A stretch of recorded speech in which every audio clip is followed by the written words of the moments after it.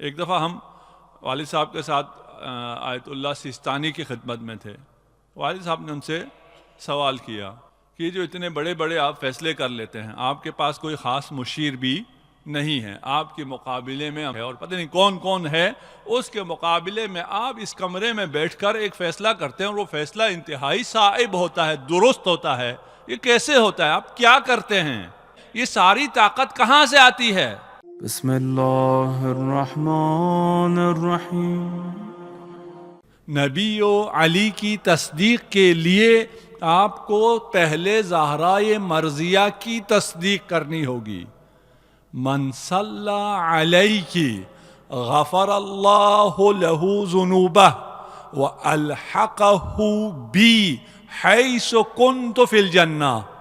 ہم زیارت کر چکے ہیں اور رسول کا وعدہ ہے رسالت مآب کا کہ جو آپ پر سلام بھیجے، جو جناب سیدہ کی زیارت کرے، وہ ملحق ہوگا میرے ساتھ جنت میں اس درجے پر جس درجے پر میں ہوں گا.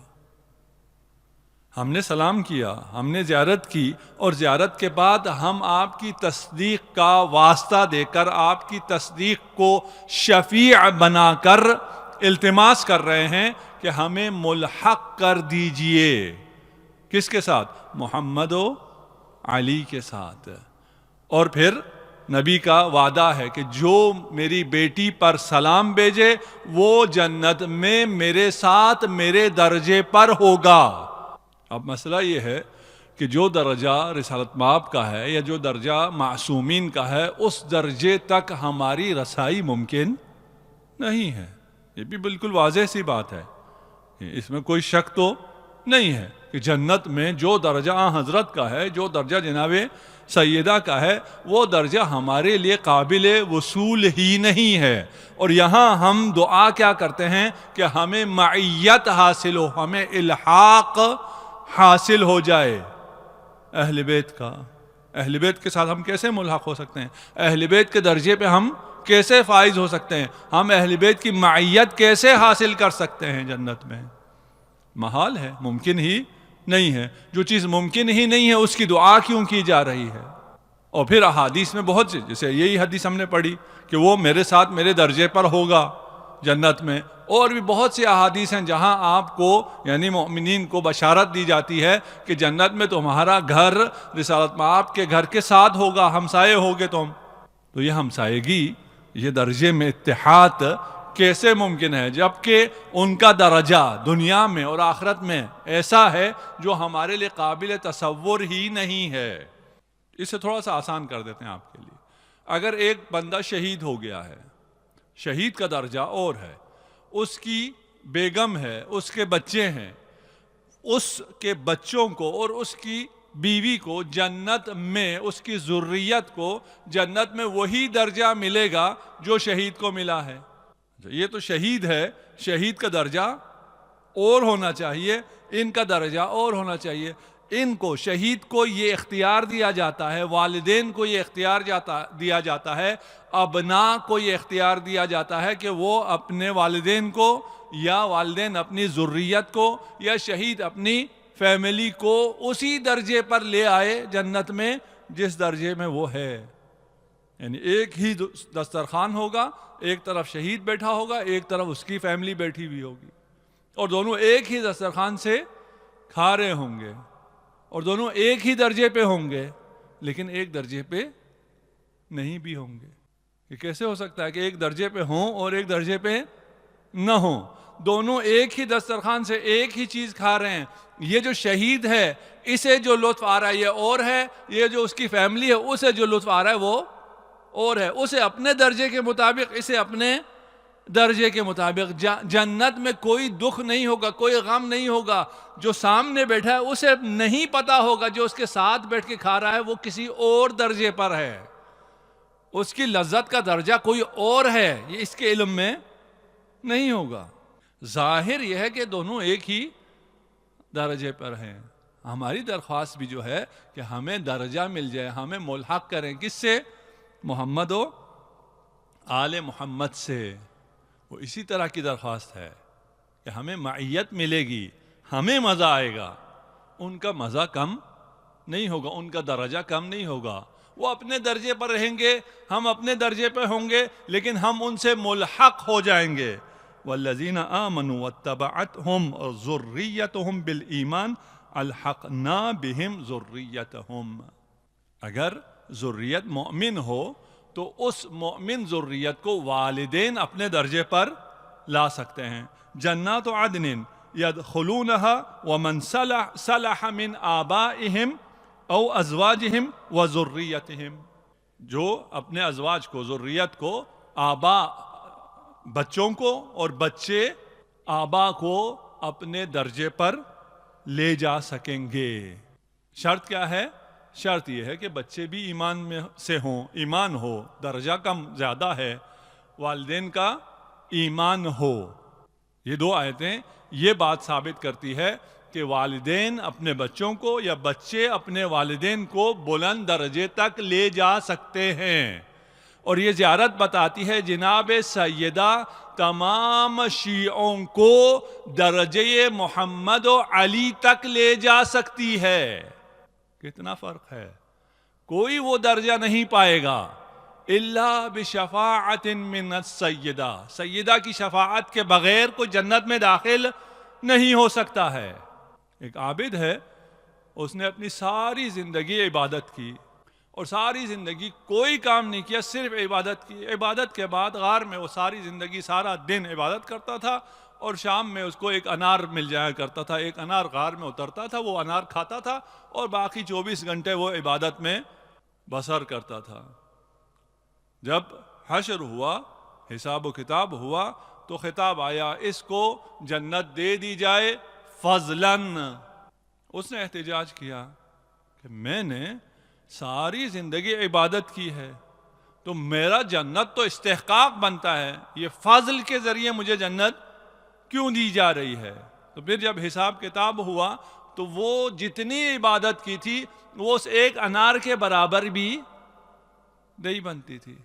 کیوں؟ وہ انار بھی خدا نے دی، یہ طاقت بھی خدا کی دی ہوئی، یہ توفیق بھی خدا کی دی ہوئی، سب کچھ خدا کا دیا ہوا ہے. تو نے کیا کیا؟ اپنے پاس سے کیا کیا جس کی وجہ سے تو مستحق ہو جائے جنت کا؟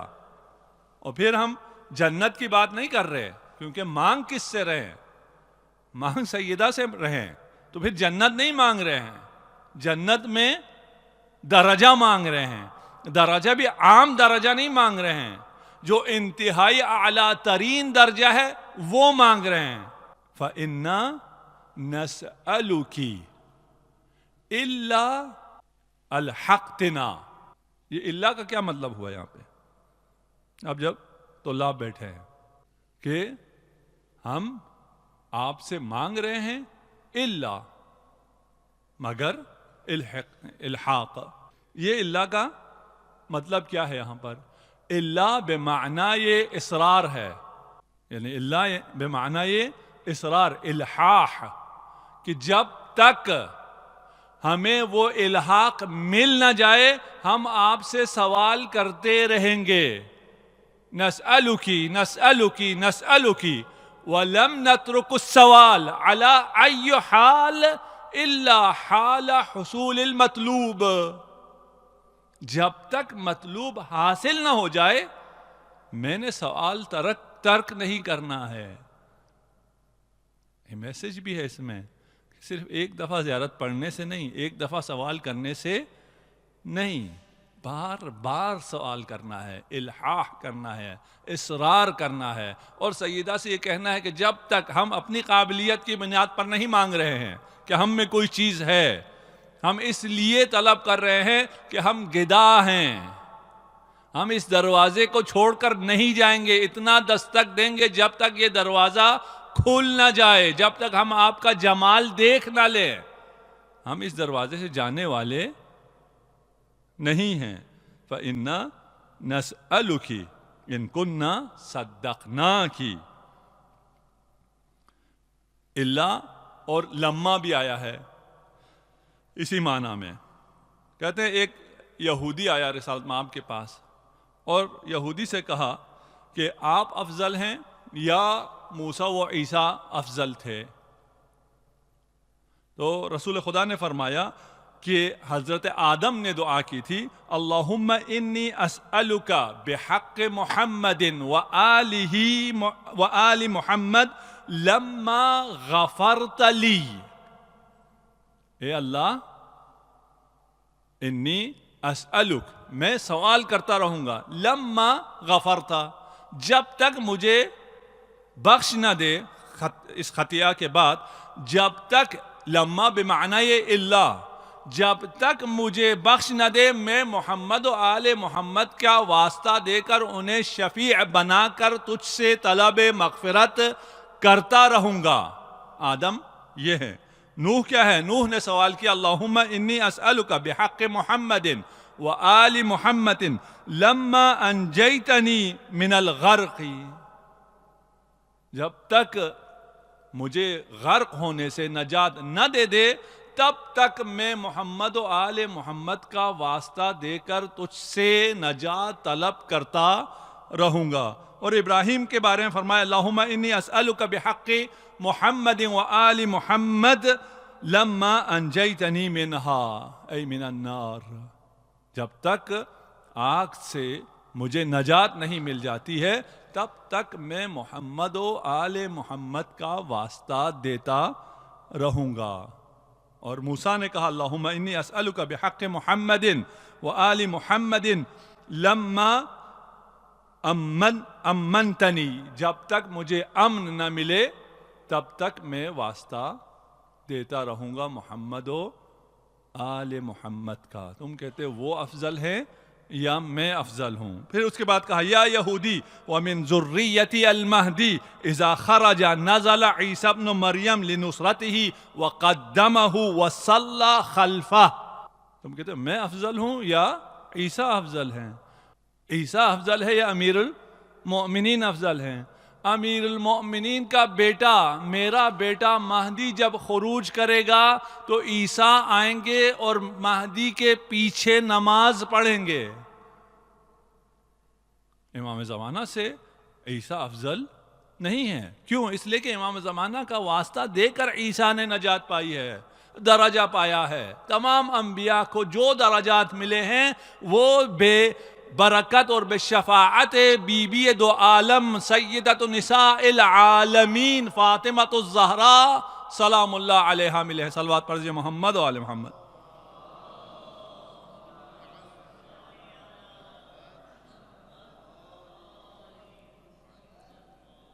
ہم اللہ سمجھ رہے ہیں فَإِنَّا نَسْأَلُكِ إِلَّا الْحِقْتَنَا. اللہ بمعنی الحاح. ٹھیک، یہاں ہم نے لما بمعنی اللہ پڑھا تھا، اب خود اللہ لے لیجئے عبارت روایت میں. فقال آدم و حوا اللہم انا نسألک بحق الاکرمین علیک محمد وعلی والفاطمة والحسن والحسین والائمة الا تبت علینا، کہ جب تک تو ہماری توبہ قبول نہیں کرے گا ہم پنجتن کا واسطہ دے کر تجھ سے سوال کرتے رہیں گے.